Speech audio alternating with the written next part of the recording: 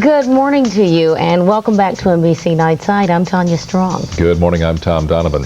Coming up in this half hour, carrying a torch from coast to coast to carry a message of peace around the world. That story just ahead after we get the headlines from Tonya. It is a good story, but we begin with the news headlines. A lawyer for Lieutenant Kelly Flynn, the nation's first female B-52 pilot, will meet with Air Force officials later today.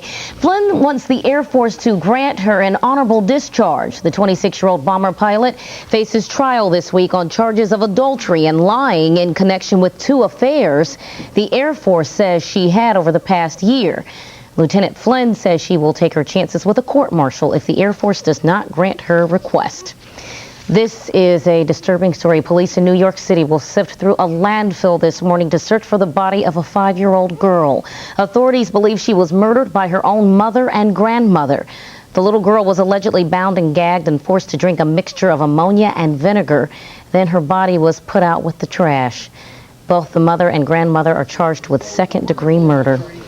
At the University of Virginia, graduation ceremonies turned tragic Sunday when a second-floor balcony packed with people collapsed, killing one person and injuring 18 others. Those on the balcony were seeking a better view of the ceremonies. They fell about 15 feet onto a brick walkway. Many of the injured had been standing on that same walkway beneath the balcony. University officials say structural damage appears to have been the cause of the collapse. President Clinton is challenging medical science to come up with an AIDS vaccine in 10 years. Clinton made the call Sunday in Baltimore at Morgan State University's graduation ceremony. But one of the researchers who discovered AIDS said just last week that a vaccine may never be found because HIV is constantly mutating. An explosion rocked the southern shore of Lebanon this morning, killing one person. The blast occurred near the Israeli-Lebanese border, which has been the scene of several attacks lately. In Monday's incident, the Israeli Coast Guard fired on a boat which was believed to be carrying a Lebanese militant preparing for a surprise attack on Israeli troops. However, a United Nations spokesperson says the man may have only been a fisherman with dynamite on board, which they used to catch fish. Israeli officials maintain they thwarted an attempted terrorist attack. Children sent birthday wishes to Pope John Paul II, who on Sunday celebrated his 77th birthday at a church in Rome. The kids sang happy birthday to the pontiff and then took turns asking him questions. Later, the Pope returned to St. Peter's Square for his traditional Sunday greeting to thousands of tourists and pilgrims. Garry Kasparov is itching for a rematch with Deep Blue, the computer that defeated him in a 6-game chess match last week. Kasparov wants a 10-game rematch, with each game played every other day. But IBM is in no hurry to take on the world chess champion again. In fact, one IBM expert says there are many great chess players out there. To business news now, where worries about tomorrow's Fed meeting could make today's trading very interesting. And with more on that, let's go to Fort Lee, New Jersey and CNBC. And Susie Garib. Good morning, Susie. Good morning, Tom. You're absolutely right. This is going to be what we call a nerve-wracking day for investors. They're waiting to see what happens to interest rates. Tomorrow, the men and women of the Federal Reserve meet to decide whether or not to raise rates to fight off threats of inflation. The worrying began on Friday. The Dow Industrials lost almost 140 points. They start trading today at 72.74. I think we've priced into the marketplace the fact that the Fed probably won't do anything. I think the big surprise would come from the Fed making a move. Unfortunately, whether they make a move or not, the Fed is right now in a program of tightening. Some big announcements coming out today that could affect some stocks. Oracle is expected to announce that it'll buy a unit of Netscape Communications.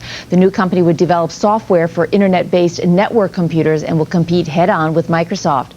Bell Atlantic is also expected to announce plans to offer high-speed internet access over standard phone lines by the year 1998. It'll use technology that lets users move information at 200 times faster pace than what's available today. Staples and Office Depot head to court today to battle it out with government regulators. They're going to begin a week of hearings to decide whether or not their merger can go through. And finally, the chemistry was right for Bruce Willis. His movie, The Fifth Element, grabbed the #1 spot at the box office for the second weekend in a row. It brought in an estimated $11.6 million. Father's Day came in second with $6.5 million. And rounding out the top 5, Breakdown, Austin Powers, and Volcano. And that's a quick look at business this Monday morning. Back to you, Tom. Susie, overall, what is the feeling on Wall Street regarding this interest rate meeting tomorrow? You know, Tom, ask 10 people, get 10 opinions. It's that kind of situation. But we at CNBC decided to run a poll. It was a pretty informal poll. And we found out that 56% of the 25 economists that we surveyed thought that the Fed would increase interest rates. 44% thought that things would just stay the way they are. If there is a rate hike, the consensus was that it would be an increase of 0.5%. I don't think investors would look on that too kindly in the market. So we're going to have to see what happens tomorrow. We should know by midday, about 2:30ish tomorrow afternoon. We'll keep you posted. All right, that's great. Thanks very much, Susie. That is Susie Garib at CNBC. Tonya? All right, let's go ahead and take a look at some of the stories on the NBC Nightside news calendar for today. Secretary of State Madeleine Albright will be on the docks at the Port of Wilmington, Delaware. She will speak with dock workers on the impact of U.S. foreign trade policies in the shipping industry. The Federal Aviation Administration plans to begin charging aircraft operators who use U.S. airspace, even though their flights don't originate or terminate in the U.S. And the annual National Immunization Conference will begin today in Detroit. Now the story of that torch that's making its way around the world, all in the name of peace. A group of volunteers is spending 4 months carrying the torch across America. NBC's Rahema Ellis now with more on how the passing of the flame is touching many lives.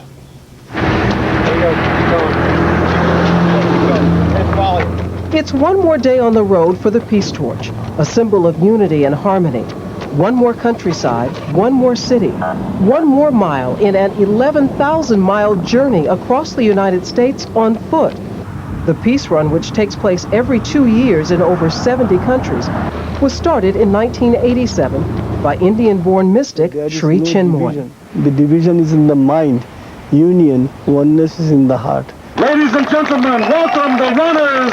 The purpose is to spread the message that harmony within each community is an important building block to creating world peace. Running 8 to 10 miles a day each, the 13 members of the Peace Run America team are trying to inspire America one person, one city, one state at a time. 51,000 miles for world peace. In its 4 months in the U.S., the Peace Torch will pass through thousands of cities and towns and touch millions of lives. You know, we're trying to go out and spread a message by acting, and kids really are tuned to that because they don't care about the words that much or the talks or the, you know, the symbols. They care about, you know, just the real feelings that come out. Along the way, the Peace Run team visits schools, giving children the chance to talk with the runners and even share ideas of their own. Peace is harmony, serenity, quietness, and tranquility. For many, it's an opportunity to become part of something bigger. It's weird to know that this has been around the world and lots of other people have touched this. Probably lots of other kids like us. I mean, that's really cool what you guys are doing. I mean, that's just, I mean, even though you guys say that when we talk to you, you know, it's giving you a push, it gives us a push too. When the Peace Run arrived in East St. Louis, Illinois, neighborhood kids joined in for the last few blocks. It's a city with one of the highest crime rates in the country. This is about peace. This is about people of all races, of all nationalities, living together, respecting one another. A message the runners intend to spread through each community they pass as the torch makes its way across America in 119 days. What do you feel when you touch the torch? Peace. Peace. Does it feel good? Yes. Rahema Ellis, NBC News.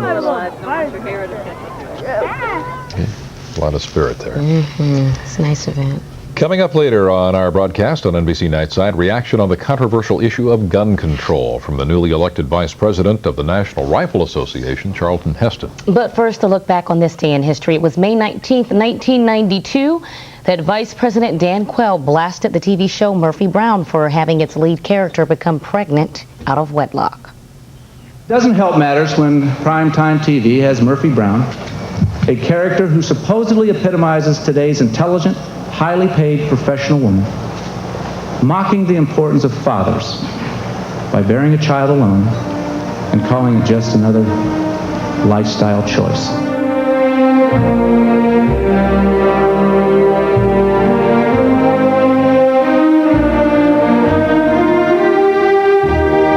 Welcome back to NBC Nightside. The Clinton administration is once again stepping up its bid for tighter gun control in this country.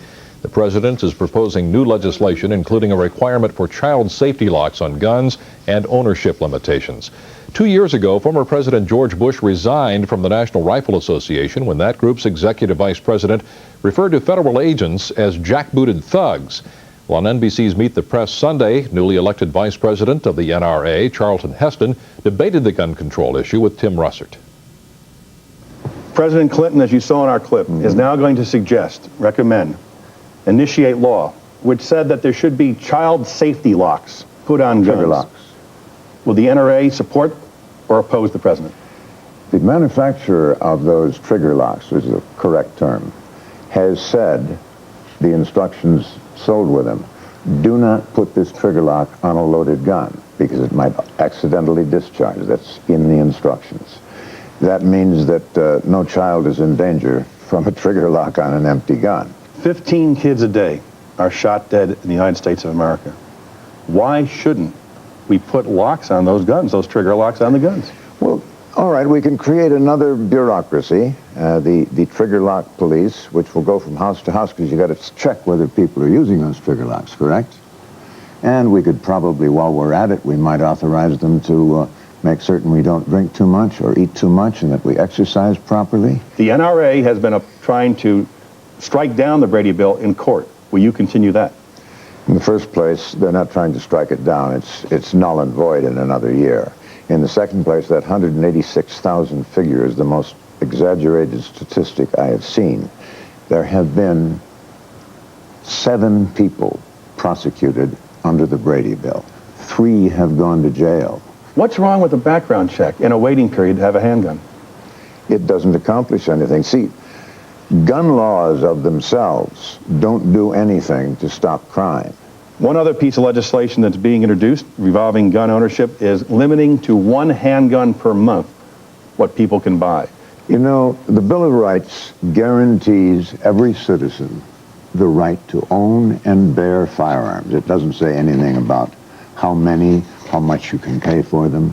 Do you believe there are too many guns in America? That is a misstatement. The National Safety Council said that last year the number of fatal child accidents with a gun fell to 185. That's the lowest it's been since 1903. Obviously, the proper goal is 0, but you don't do that by passing gun laws. Also appearing on Meet the Press Sunday, Republican Congressman Robert Barr of Georgia and Democrat Congressman Barney Frank of Massachusetts. Both are members of the House Judiciary Committee. They discuss the ongoing Whitewater investigation. Mr. Barr has requested an inquiry into impeachment proceedings on the matter. Congressman Barr, you have written the chairman of the Judiciary Committee, Henry Hyde, and asked him to begin an inquiry into impeachment proceedings. Why? Well, I think because the threshold which ought to be overcome before we begin looking at the process of whether or not there has been abuse of office and maladministration in office by high officials clearly has been met. You have a series of events, a series of misdeeds, a series of things that are happening that, when taken as a whole, clearly indicate abuse of power. One of the most striking things about this barrage of charges against the Clintons, and I've been watching them for years, is charges get made, charges are unproven or refuted, they get dropped, and then they're mentioned again, and new charges come. Mr. Barr is on the House Banking Committee, as I am. You may remember in 1995, the House Banking Committee under Chairman Leach had very publicized hearings about Whitewater, and they were talking about obstruction of justice under President Clinton, trying to stop the RTC from investigating, money being used for Madison Guarantee. Do you know what the House Republican Banking Committee concluded on that? You don't, neither do I, because they never wrote a report. They keep making new charges because the old charges fall away, and there is no charge that's at least 3 years old that hasn't already been simply Congressman Barr, you have requested from Kenneth Starr, the independent counsel, any information he has that might assist you in this impeachment inquiry. Has he provided any information? No, we just sent the letter out last week. The fact of the matter is, it is not a provision in the law that set up the independent counsel that says the independent counsel may, if he or she wants to, forward information. There is a requirement in there. What we're seeing with this administration is more like what President Nixon did, and that is to fight any public disclosure, any response to subpoenas. that raises a very serious question in the public's mind as to what they're trying to hide. Are you going to hold this administration in contempt for not cooperating? We have a hearing this week, and we will see then. Basically, though, we are at the point now where, in response to the threat of a contempt citation, for which we do have a hearing in the Government Reform Committee later this week, they have finally started producing some of the documents that for months and months and months, going back to last fall, they have failed to produce. Congressman Frank. And of course, we have a record. They make a big thing about documents, and every time they've gotten the documents, and they got every document they wanted in 1995, they got every document they wanted about a whole range of these things, nothing happens. There was the big fuss about the documents found in the White House, Mrs. Clinton's billing records. They got them, they looked at them, and there was zero there. Well, Congressman Frank went on to say he believes there is no basis for indictments. However, Mr. Barr reiterated the American people will demand answers through an inquiry. And when we come back, he is back. It's Tiger time as golf's Tiger Woods returns from a post-Masters vacation. Sports and weather are next. You're on the night side with NBC. Welcome back. It is time to look at sports now. 1 month ago, Tiger Woods made history with his overwhelming win at the Masters. This weekend, Woods was playing again for the first time since that victory, and once again, Woods came away the winner. He wasn't as dominant at the Byron Nelson Classic as he was at the Masters, but he still got the win, and that is all that counts. Thank you very much. He shot a final round 68 to win by 2 shots over Lee Rinker. Woods tied the tournament record by finishing 17 under par. Meanwhile, in women's golf, after 18 years on the tour, Chris Johnson captured the first major title of her career, winning the LPGA Championship. She made a par putt on the second playoff hole to edge out Lita Lindley. It was the first time in 27 years that the championship had gone to a playoff. Congratulations to her. You know, in some circles, the game of baseball is rather notorious for its leisurely pace. Yesterday, the Tigers-Royals game certainly got off to a slow start. In the first inning, it took 14 minutes for a single batter to finish his trip to the plate. Kansas City's Bip Roberts lasted for 18 pitches, fouling off 14 of them, and 13 of those fouls came with 2 strikes. In between all of that, Roberts waited out 9 pickoff throws to first base by Detroit pitcher Felipe Lira. Eventually, Roberts wound up grounding out, and the Royals wound up losing to Detroit 6-5. All right, in Seattle, Ken Griffey Jr. tagged his major league leading 19th home run of the season against Baltimore, but his upper deck blast could not keep Seattle from losing its 4th straight game. Baltimore rallied for 2 runs in the top of the 9th. Rafael Palmeiro's single brought in those runs, including Cal Ripken with the game winner, as the Orioles edged Seattle 8-7. And now here's a look at the rest of Sunday's scores.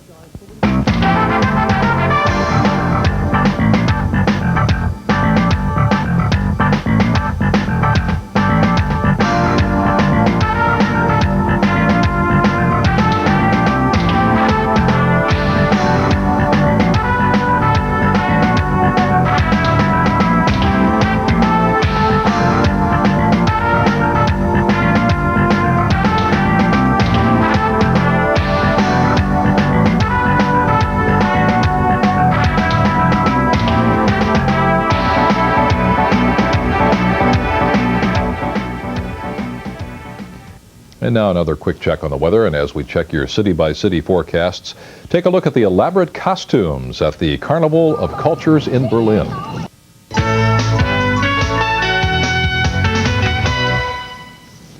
An exciting finish Sunday to the 50th annual Cannes Film Festival. Thousands of fans crowded in to watch their favorite stars arrive for the closing award ceremony. American actor Sean Penn took home the Best Actor award for She's So Lovely, which also stars John Travolta. 2 directors, one Iranian, the other Japanese, shared in the prestigious Palme d'Or award.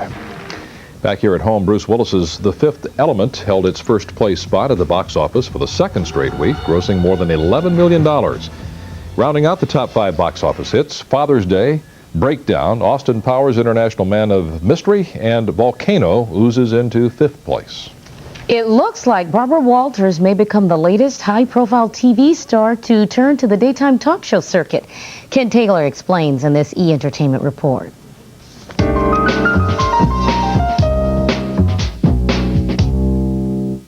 Barbara Walters is gearing up to enter daytime television. ABC is expected to go ahead with plans for a talk show that she's producing. Walters is keeping her primetime news anchor position on 2020, but is also going to executive produce a new daily show tentatively called The View from Here. One of the most anticipated sequels of all time, The Lost World, premieres tonight at Universal Studios Hollywood. What is it? Mommy's very angry. The movie marks director Steven Spielberg's first sequel. Jeff Goldblum reprises his role from Jurassic Park. Tonight, he joins his Lost World co-stars at the premiere. George Clooney, Eddie Murphy, and Diane Keaton are just a few of the names on the star-studded guest list. Well, that's all for the E! Entertainment Report. I'm Ken Taylor for NBC Nightside. The Lost World looks very scary. I don't know if I can handle that. If your station's leaving us, have a great day. President Clinton sets a target date for the creation of an AIDS vaccine, but some say his goal is short-sighted. A young girl is poisoned and literally thrown away with the garbage. Police in New York search for her body. Plus the mix of euphoria and brutality occurring in the new country of Zaire. This is NBC Nightside for Monday, May 19th.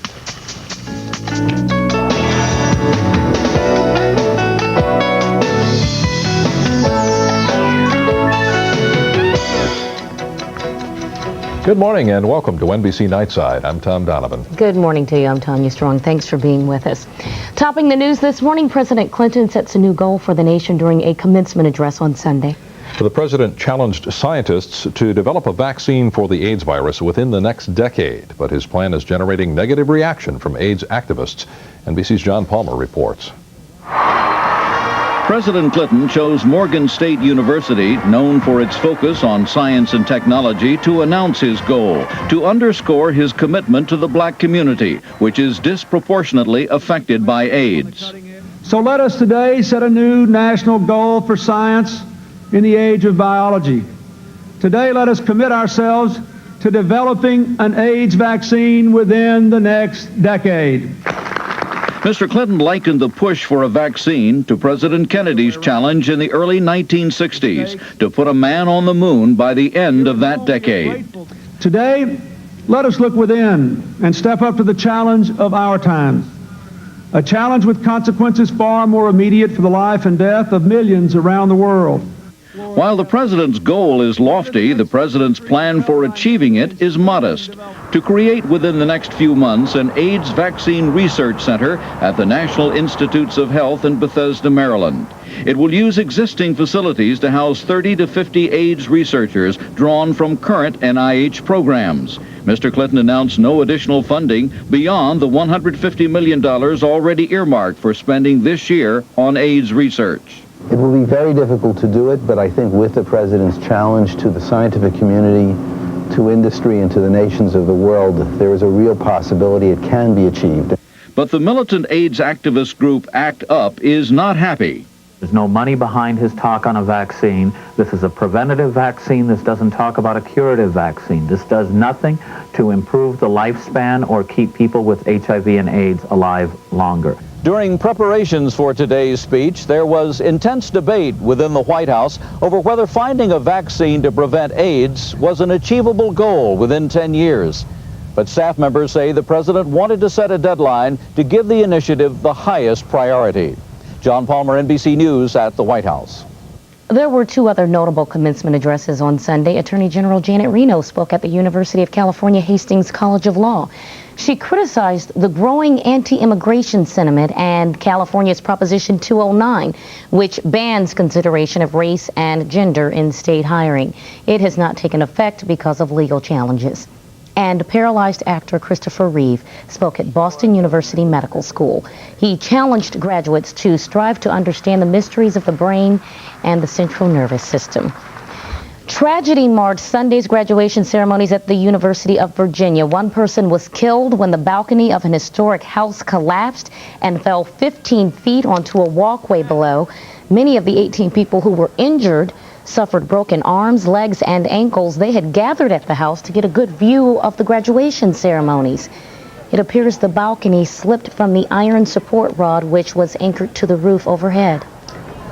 A female Air Force pilot facing a court-martial on lying and adultery charges issued her own ultimatum on Sunday. First Lieutenant Kelly Flynn says she won't settle for anything less than an honorable discharge. Otherwise, she'll take her chances at Tuesday's court-martial hearing. Flynn's attorneys will submit letters and performance reviews today to back up her request for that honorable discharge. The 26-year-old is the first female B-52 pilot. She's accused of lying to investigators about her relationships with an enlisted man and a civilian whose wife is enlisted. The prosecution in the Oklahoma City bombing case treads into vulnerable territory this week. The major issue will be physical evidence tying Timothy McVeigh to the bombing. Now, this could be risky because in some cases, physical evidence just doesn't exist. An FBI scientist is expected to testify today about bomb residue found on parts of McVeigh's clothing. But the defense will probably raise questions about how the FBI lab handled that critical evidence. Authorities in New York City say a garbage dump is the primary place they're looking for the body of a 5-year-old girl. She was allegedly poisoned by her mother and grandmother, then thrown away with the other garbage. As Tiwa Chang reports, it appears to be another child welfare case that slipped through the cracks. The dead girl's grandmother, 46-year-old Rosa Downey, was arrested along with the already imprisoned mother, 25-year-old Angelique Burney. Both are charged with the second-degree murder of their granddaughter and daughter, 5-year-old Amy Burney. It was, say police, a horrible murder on April 27th in the family's Bronx apartment on University Avenue. She had been forced to swallow a mixture of ammonia, vinegar, pepper, and olive oil, that she was restrained and that her mouth was gagged. Police are unsure why the girl was killed, though investigators say punishment may have been the motive. Ma'am, did you make her drink that to punish her? Or to... Rosa Downey said nothing and showed no emotion as she was taken to jail. I know she wouldn't do that to her child. But there were tears among her neighbors who were shocked these women might have murdered and tossed into a garbage can their own child, own grandchild. I can't believe that a person could do that to their own child. Are you surprised that they would do that? Yes, I'm surprised. Anybody could do that to any kid. Perhaps, though, what's most disturbing about what happened to little Amy here in apartment AA on University Avenue is that there had been allegations of abuse before. In the end of February, Amy went to school with bruises on her face. Police and Children's Services investigators checked into this in March and April.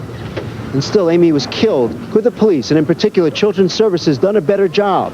You're never going to avoid every tragedy. Hindsight, you know, is a wonderful luxury. Here, so it's not yes, we are talking about a dead girl, and we're talking about a terrible tragedy. Commissioner Scapetta noted the number of homicides overall in New York City is down. 5-year-old Amy Burney is not part of that trend. Tiwa Chang for NBC News. A murder in a small community near Sacramento, California is causing a school board to rethink its hiring practices. A school custodian is accused of murdering an 18-year-old student on Friday in Rio Linda, California, and angry parents and teachers want to know why he was hired. He is a suspected gang member with a criminal background. School officials say it's common practice to allow new employees to begin work before background checks are complete. A tax dispute was at the center of a violent clash between New York State Police and Native Americans near Syracuse Sunday. Police armed with batons tried to disperse the crowd and arrested dozens of protesters. The conflict started when several Indian groups started a fire on a highway to protest a temporary pact between Indian and state leaders. That pact resulted in a price hike on tax-free cigarettes sold on reservation land. Police say their style of protest was just too dangerous. To Capitol Hill now and a proposed constitutional amendment. It would protect the Stars and Stripes from those who would choose to damage the flag as a way to get their views across. NBC's Joe Johns reports. The American flag, a symbol of freedom recognized all over the world. But the issue these days is whether Americans should have the freedom to destroy, damage, or demean it. That is a national symbol that belongs to all the people of this country, and you don't have a right to physically desecrate it by putting garbage on it, burning it, tearing it, shredding it, trampling it. While such scenes are rare, they do happen, like at this art show in Phoenix last year. No son of a gonna do that. So, for the second time in 2 years, members of Congress who want to change the Constitution to prohibit flag desecration have introduced a measure which opponents say would enforce patriotism and limit freedom of expression. You don't need a Bill of Rights to let people say things that are popular. The only time the Bill of Rights comes into effect is when people are saying things that are unpopular. Stop the fascist flag law! Since 1989, when the Supreme Court ruled laws against flag burning unconstitutional, members of Congress have looked for a way to make desecration illegal. The last time an amendment to the Constitution came up, the House approved, but the amendment fell short of getting the needed two-thirds approval in the Senate. Even supporters admit the measure is not a sure thing this time either. I think in a way a vote against that amendment is saying we want anything goes. You know, you can step on the flag, you can curse your country, and that should be okay. The proposal cleared the House Judiciary Committee just last week and is expected to go to the full House for a vote around Flag Day, June 14th. Joe Johns, NBC News, the Capitol. It's another day of spring cleaning aboard the Russian space station Mir. The astronauts and cosmonauts are trying to make Mir a little roomier, so they're dumping their dirty laundry onto Earth. Well, sort of. They are loading dirty clothes and garbage for Atlantis to bring back to Earth. The space shuttle will also carry back a broken oxygen generator, burned oxygen canisters, science samples, and even a guitar along with all that laundry. Atlantis is due to undock from Mir on Wednesday and return to Earth on Saturday. I don't know why they're sending back that guitar. You think they'd want that up there? I know you probably want to play it, don't you? Sure. One that's been up in space.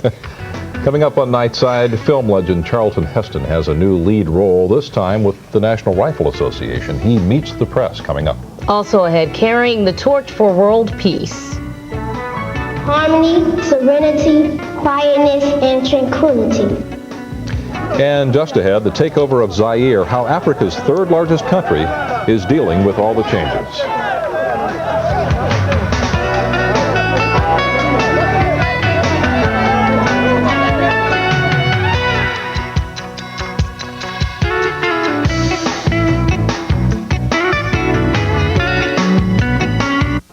Welcome back to NBC Nightside, everyone. Well, it is the dawn of a new day in the former Zaire. Soldiers from Laurent Kabila's rebel army have taken charge, capturing the palace of ousted dictator Mobutu Sese Seko, who fled the country and is in hiding. And already, they are cracking down on some of the very people who celebrated their victory. We begin our coverage this morning with NBC's Ron Allen in the capital city. The troops arrived by the thousands. They're not the rebels anymore. Everyone here calls them the liberators. They marched to the seat of power, the huge gated compound where Mobutu used to reign. The crowd there wanted to finally get inside one of the dictator's palaces. Because Mobutu is a liar, he's a pickpocket, he's a thief. We want to see what is there. In the palace? Yes. The troops kept them out. So they targeted whatever symbol of Mobutu they could find. These offices used to belong to Mobutu's presidential guard. Today, they belong to the people. They took computers. They took refrigerators. They even tried to take a car. They've had this chandelier 30 years, he says. It belongs in my home. When you ask these people what they're doing, they say it's not looting. They say they're just taking back from Mobutu what Mobutu stole from them. Eventually, the soldiers stopped watching and tried to restore order. They've been doing that all over town today. Justice that at times seemed more like revenge. The troops rounded up hundreds of soldiers from the defeated army, confiscated their weapons, and warned anyone still out there they'd better surrender. Witnesses said a former army commander was executed. They rounded up these looters, sitting and awaiting their fate.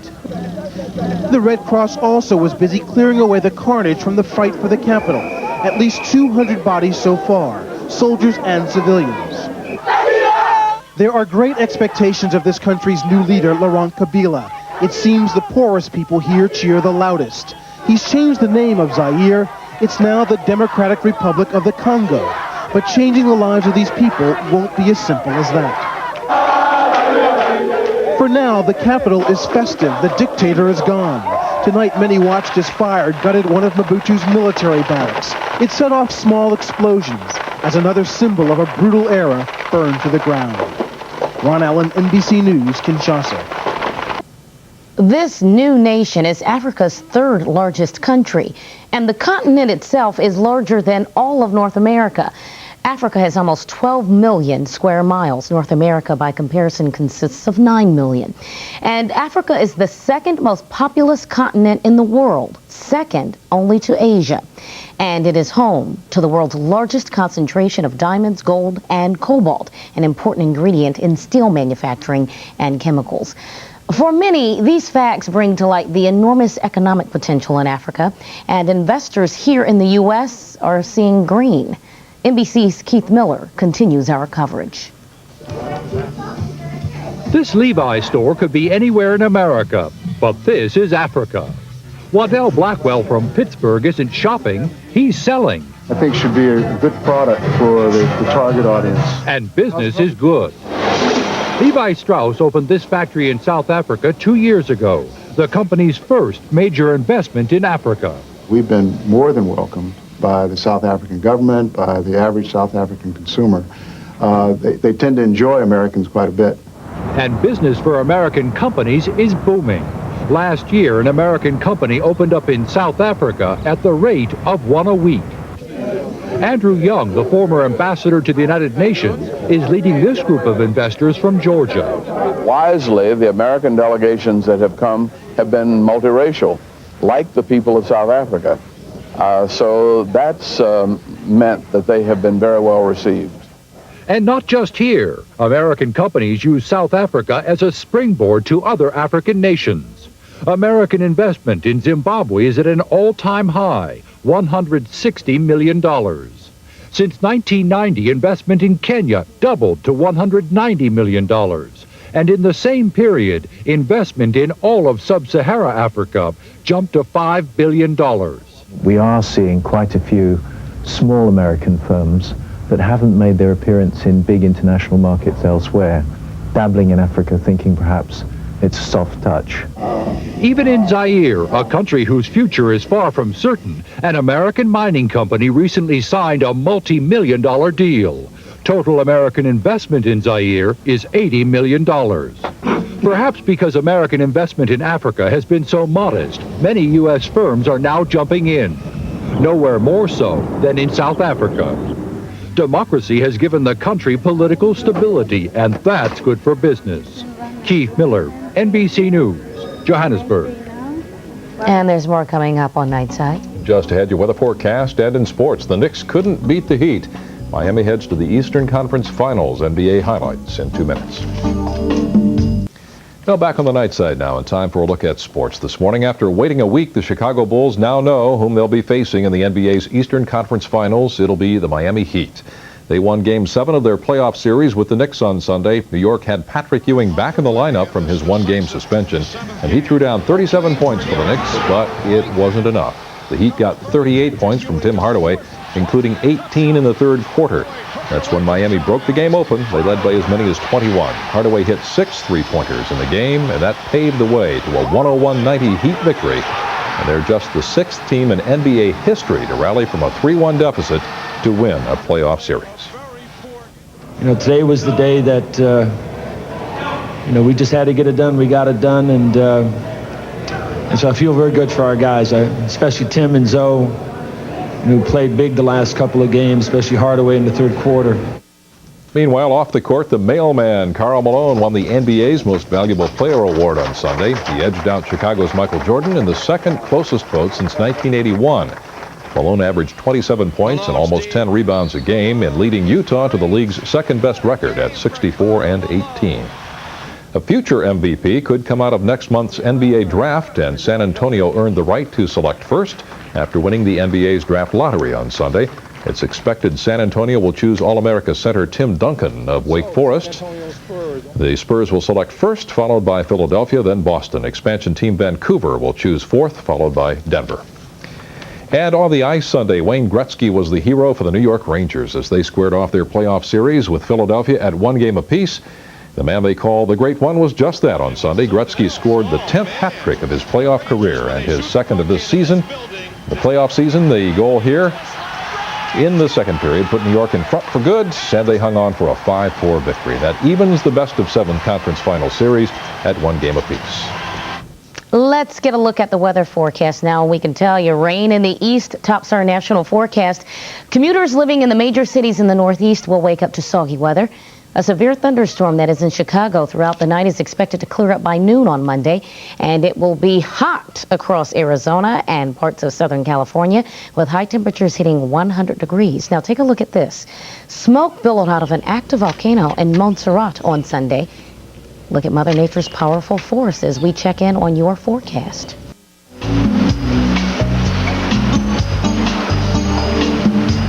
The pressure of development is forcing many American towns to tear down pieces of their history. Quentin Eyman reports on one Florida town that has been able to hold on to its roots.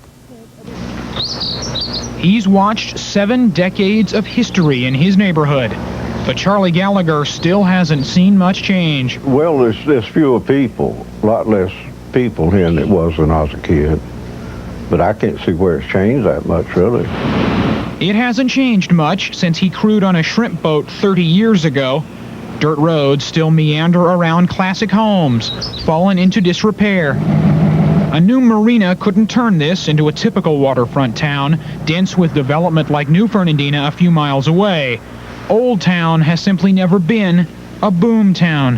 Which is actually its saving grace. I think if it hadn't been, the grid would have been wiped away a long time ago. This is the last town the Spanish designed in North America, and the last Spanish grid to survive intact. It's not something you think of day to day, but you just have a feel for the island and trying to be a caretaker for it. A grant for sewers and roads will pave the way for development. So local leaders asked University of Florida professors for a plan to manage their progress. The people that live there want to maintain the way it was, and the people that are coming there want to maintain the way it is. But ironically, development changes all that. I don't know if it's going to come, it's going to come. Not much way you stop it, really. So for the first time, the view from his porch may change. But Charlie Gallagher says Old Town will always be his town. His home in Old Town Fernandina. I'm Quentin Eyman reporting for NBC News. Price of progress. Owe me a Coke. Headlines next. Are we thinking alike?